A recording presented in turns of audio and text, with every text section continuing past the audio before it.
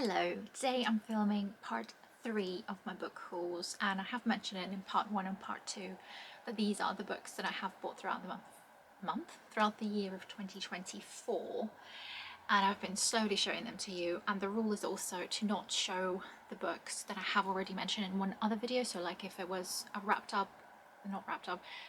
or TBR or whatever, if I've mentioned those books, then I'm not showing them now.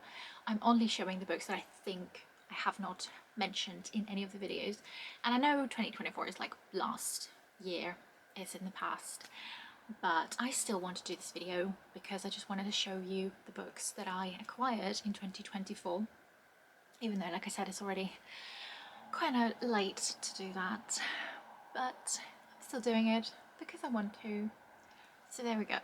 So I've got 32 books here, and because of the amount of there is, and there will be part 4 I think coming out at some point, because these are only my summer books that I bought in summer, plus the ones that I have that I'm not showing you today but I have mentioned in other videos. So because there are so many, I am not going to be talking about what they're all about. I think I'm just going to show them to you, maybe tell you what interested me in them, and if you're interested you can look up the blurb yourself. So I won't even be reading any blurbs, literally show you the book, tell you what I'm interested in, because I wanted this video to be short as well. I didn't want it to be too long. So I've got them in my 3 stacks. The first one is The Watch House by Robert Westall, and I bought it in a charity shop a little while ago, and it just it's quite a small one. It just interested me because it looked like one of those nostalgic early 2000 books, and I think this one was written quite early. Oh, this one was published actually in 1995, but originally it was published in 1977. I don't know if it's like set on an island. It gives me the impression, the cover gives me the impression that it's set on an island and that there are ghosts in there of long dead sailors who won't rest. So it just sounds intriguing, and I think it follows a girl, so it's potentially more like a children's book. I'm not 100% sure. I don't know. I'm only guessing because it doesn't even say her age. So I don't know, but I'm intrigued. Next one, also charity shop purchase, and I can't remember anything about it, but this is The Murder Exchange by Simon Koenig. I could be wrong, but I think it is part of a series that I've never read before. So it looks like it follows 2 different people, and one of the people, somehow 2 of his friends end up dead, so he starts to investigate it. But we also have a detective sergeant who's looking for answers because he's investigating the fatal poisoning of a nightclub doorman, and I think there keeps being more murders, and at some point those 2 paths cross. So again, because it was a charity shop purchase, I just bought it because it sounded interesting, and it has actually quite a good rating. I don't know, I don't remember if it's part of a series. For a book that I randomly bought and never heard of before, it's got a high rating. I'm excited. Next one is actually more of a recent purchase, and that is Black River Orchid, I don't know, by Chuck Wendig. It's a big book, but it's a horror, and I don't remember why I bought this one. Did someone talk about it? I don't know. In this one we literally follow like an it's a small town, I'm pretty sure, and there's this orchid, I don't know how to pronounce that. I want to say orchard, but anyway, so there's this like apple tree, and when somebody eats an apple from that apple tree they get stronger. What else? They become more vital, become more strong, more yourself. The more you eat it, the more obsessed you get, and I think it becomes a little bit darker. But now the leaves are falling, and there's a stranger in town who knows its secrets, because it's harvest time and the town will soon reap what it has sown? I don't know. But it's quite a thick book, and I think it sounds, oh my god, it's 600 pages. I'm excited because I do sometimes enjoy thick books, and it sounds like a different type of horror, because I'm pretty sure it's horror. Yes, it's horror.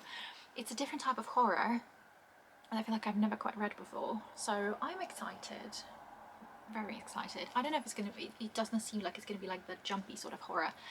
It just seems to be a different type of horror. That's why I'm intrigued by it. Then I've got a book that I got in Blind Date with a Book in Toppings, which is a shop in Bath, and that was The Big Sleep by Raymond Chandler. And what intrigued me, the writing, was that It is about a detective and it's set in 1920s, I'm pretty sure. I can't remember what else was on the description. It's quite a small one. I've never heard of these before, but apparently the detective is kind of like eccentric. So yeah, it follows a private investigator and it's the first book in the series. I don't know what else to say. I think it's a little bit historical because, like I said, it looks like it's set in 1920s. And private investigator is investigating somebody who's being blackmailed. He thinks it's going to be an easy job, but then he comes across his first corpse. Sounds intriguing. Next one is The Fury by Alex Michaelides. I read The Silent Patient by the author and loved it. I thought it was full of twists and turns, it was fascinating, it was interesting. I know it's not the most popular book, but I'm not interested in The Maidens, I think it is, the other book that he wrote. I might read that one at some point. If I enjoy this one, then I will, but for some reason I just wanted to buy this one and see for myself what I think of it. The first line is, it begins with a phone call and it ends with murder. So the people of the main characters go to this island, what it seems like, and 36 hours after they arrive, one of them will be dead. But it's the usual between friends: jealousy, betrayal, unrequited love, handful of secrets, and too many lies. Sounds fascinating. I'm up for it, especially considering it's on an island. That would be interesting. Next one is Deadly Animals by Mary Tierney. And even the phrase "Ava should be at school not solving a murder" sounds intriguing to me. In this one we follow a 13-year-old girl whose hobby is basically studying animal decomposition. One time she goes out to find a fox, but instead she finds a dead body. We also then follow a different perspective of a detective who has never seen a murder like this. It's as if a wild animal was set out on this person. And I think our girl is also trying to solve the murder. Do you know what? Again, what happens in every book haul that I do whenever I forgot what the book is about.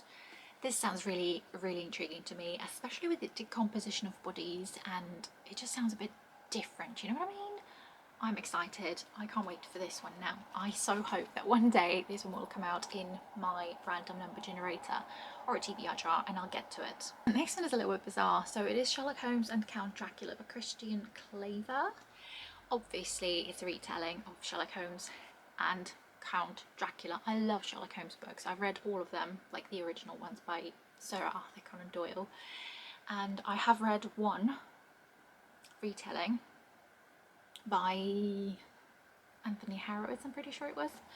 So I'm always up for it. I don't seek them out, but because it was in a bookshop, I thought it sounded interesting and I would get it. In this one, we've got Count Dracula who shows up at Baker Street asking for Sherlock Holmes' help because his beloved wife has been kidnapped. And Sherlock Holmes has to believe in vampires because it's all becoming a little bit complicated because he's got new vampire allies and they have to work together to banish a powerful enemy growing in the shadows. It sounds bizarre, but like I said, I'm willing to give it a go because it's a little bit different and it's vampires, love that. Sherlock Holmes, love that. And it's set in 1902, so that'll be interesting. Next two I'm going to talk in one go because they're part of the series, but because I bought them in The Works, which is like a discount shop in the UK, I thought I would get both of them.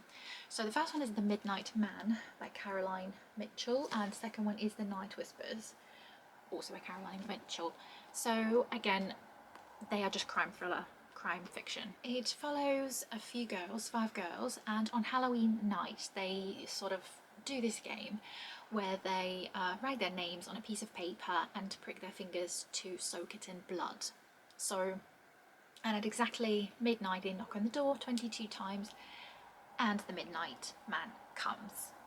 And we also follow Detective, as usual, who is just returned to the force, and the case is about the Midnight Man.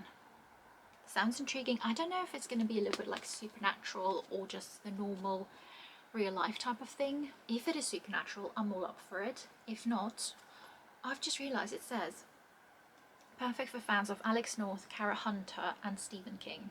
I don't think I've read anything about Alex North, but I have read Kara Hunter and I love her books. So again, want to read them like right now. Nearly finished with stack number 1, and funnily enough, these two books are by the same author, but they are separate series as far as I'm aware. So one of them is Eeny Meeny, which is the first in D.I. Helen Grace thriller. One lives and one dies, no choice. What drew me to it though is tiny chapters. Every chapter is like a page long. I love short chapters because it makes you feel like you're reading so much faster and everything. It starts with a girl who comes out of the woods and tells a story that seems really unbelievable, but it's true. And then another person later on appears out of the woods as well. Pairs of victims are being abducted, imprisoned, then faced with a terrible choice: kill or be killed. And again, we follow another point of view. Again, the detective seems to be the theme, who is obviously investigating the case. I am so excited about this one. Again, it just sounds great. So hopefully I'll get to this one sooner rather than later. It sounds really intriguing to me. And then another one is Eye for an Eye, Who Deserve Justice and Who Gets to Decide. Again, it's short chapters. Absolutely love it. But yeah, like I said, I think they're separate books, and I feel like this one is a standalone one. This one is the first book in the series. In this book, we follow 9 criminals in the UK who have been granted lifelong anonymity for their own safety because of the terrible crimes, but somebody's being basically uncovering their identities and telling the victims who these people are. They're desperate for revenge. I'm intrigued, especially with like fake identities and all of that. It sounds really different from what I've read, so I'm really looking forward to it. Let's start with stack number 2 before my camera overheats again. I've got another blind date with a book, but this one was from the works, and this is The Lost Girl by Rosie Goodwin. Surprisingly, it's got really amazing rating on Goodreads, and I don't think it's part of the series. I've never heard of this before. I would have never picked it up just based on the cover because it doesn't look that interesting to me, if I'm honest. But after I read the blurb, I thought it sounds absolutely fascinating. So it's a historical one. It's set in Nottingham, 1875, and it follows 2 children whose mother passed away, and they are going to try and find their father. But he's all cold and distant, although he does take them in. But then one of the girls is being sent to a boarding school, whilst the other girl, the other sibling, is able to see spirits, and trapped between this world and the next, and to achieve the life that she wants, she must help these young women find their peace. It sounds really good. I'm excited about it, and I've never heard anyone talk about it. So next one has an interesting title, and I love the look of it. It is You'd Look Better as a Ghost, and it's got purple sprayed edges. I think it's one of those crime books that are a little bit humorous, maybe like dark humor, but still humorous, and I want to read that. I'll read you one line. I have a gift. I see people as ghosts before they die. Of course it helps that I'm the one killing them. She seems to be the serial killer who takes people, and one time she meets this guy and she's doing her usual routine, but then she realizes that something is wrong. Somebody's watching her. So she is doing her best to like keep up with her job, her little killing hobby, and she's trying to keep her secrets safe, even if she's got a few dead bodies buried in her garden. Next one I've got is a horror one, and that is I Was a Teenage Slasher by Stephen Graham Jones. I've never read anything by this author, and I think I've got potentially another book by him, but I don't remember for sure. I could be wrong. I have no idea. Anyway, so this one is like a slasher, obviously. There is another one that I own by the author, The Only Good Indians. I do have that one. It reminds me of like Carrie from Stephen King that I've never read, but so this follows teenagers who go to this party, and it ends up to be a horrible event with loads of murders, I think. Party that ends in a series of gruesome, brutal and extravagant murders. Tolly, who's the main character, Tolly's world gets flipped upside down because some slashers are born in violence and retribution. Some were born that way, and some were just in the wrong place at the wrong time. This intrigues me. Like I said, I don't know if I like slasher horror, but I'll find out. Next 2 are by the same author, and again, I feel like I've talked about it before. If I say that I've had 32 books and then suddenly it's less that I'm talking about, it's because I've cut out quite a few, because I feel like I've talked about these before. Hopefully not. So I've got 2 books by C.J. Tudor, The Taking of Annie Thorne and The Chalk Man. I have read The Drift by the author, and I recently got The Gathering, so now I've just realised I've got 3 more books by this author. Only haven't read one. Great. But anyway, so The Chalk Man, I'm going to read you the blurb because it's really short. None of us ever agreed on the exact beginning. Was it when we started drawing chalk figures or when they started to appear on their own? Was it the terrible accident or when they found the first body? Sounds intriguing. And then we've got The Taking of Annie Thorne by the same author, like I said. Again, I'm going to read you the blurb. Then, one night, my little sister went missing. There were searchers, appeals, everyone thought the worst, and then, miraculously, she came back. She couldn't or wouldn't say what had happened, but she wasn't the same afterwards. She wasn't my Annie. Sometimes my own little sister scared me to death. Now, the email arrives in my inbox. I know what happened to your sister. It's happening again. This sounds absolutely fascinating. It sounds more like on a horror-y side, so maybe it's like a crime horror.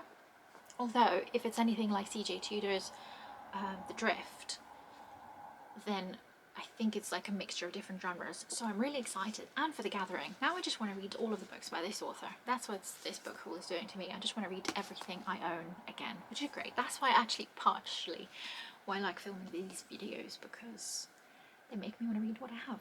Next one is definitely, I think it's like crime horror. It's written on here, it's crime horror. This is Honeycomb by S.B. Caves.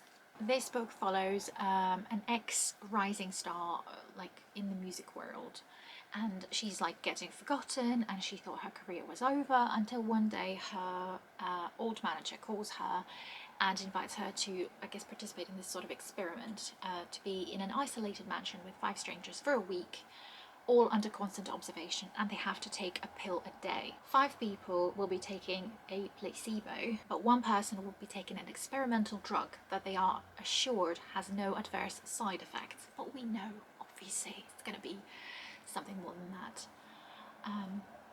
So again, I forgot what it was about, but now having read what it's about, I want to read this one. Next one looks like it's a bit of a historical fiction, and that is The Bookseller of Inverness by S.G. MacLean, and this is set in 1752. There was a battle of Culloden, and our main character survives by pretending to be dead.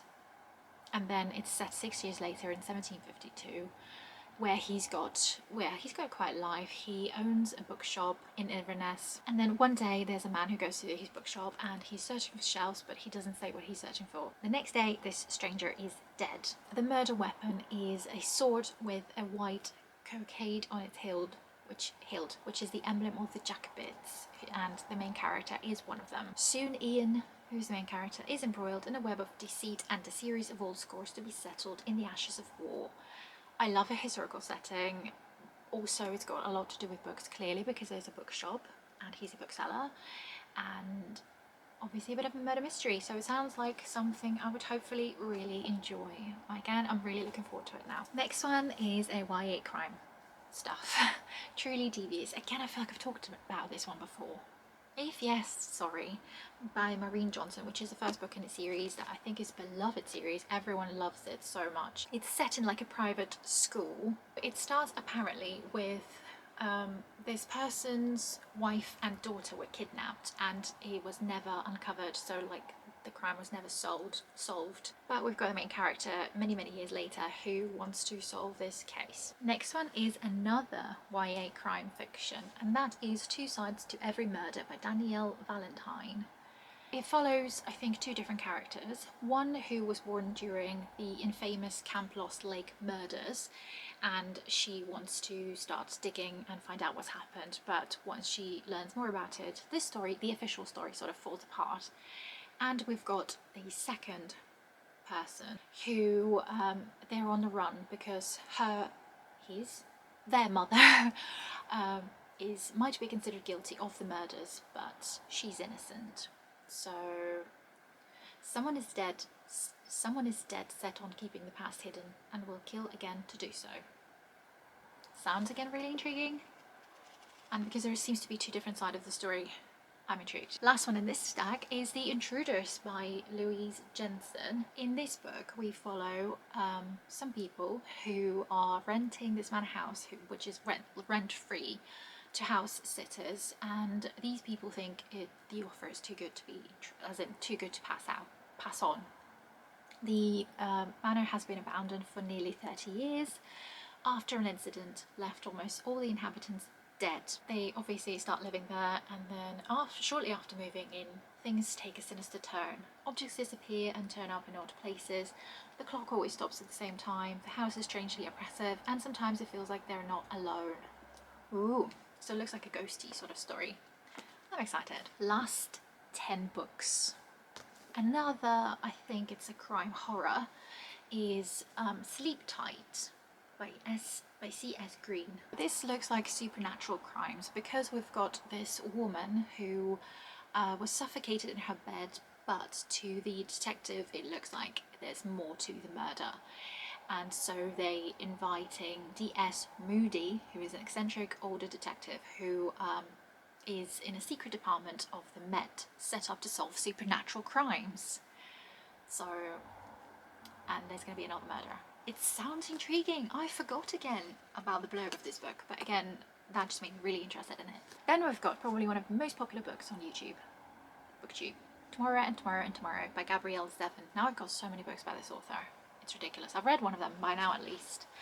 And this one I'm slightly scared about because everyone loves this book and I usually end up to be with the unpopular opinion, but hopefully this one will be an exception. It looks like the two main characters used to spend their childhood a lot just playing different games, and now many years later I guess they meet again and the spark sort of is reignited, and the spark sets off a creative collaboration that will make them superstars. Decades long tale of friendship, rivalry, fame and art, betrayal and tragedy, perfect worlds and imperfect ones, and above all our need to connect, to be loved and to love.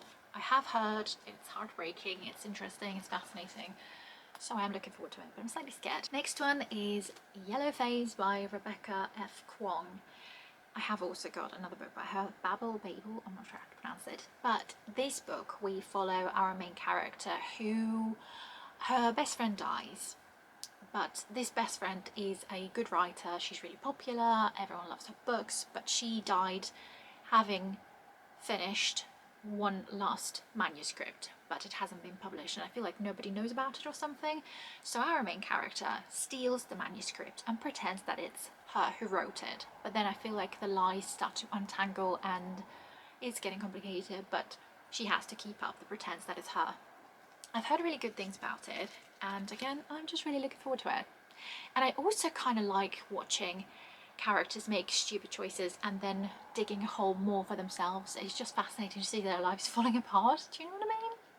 Sounds probably cruel, but I like that in books, I think, if it's done really well and if the atmosphere is not like depressing or oppressive. Next one is Remarkably Bright Creatures by Shelby Van Pelt.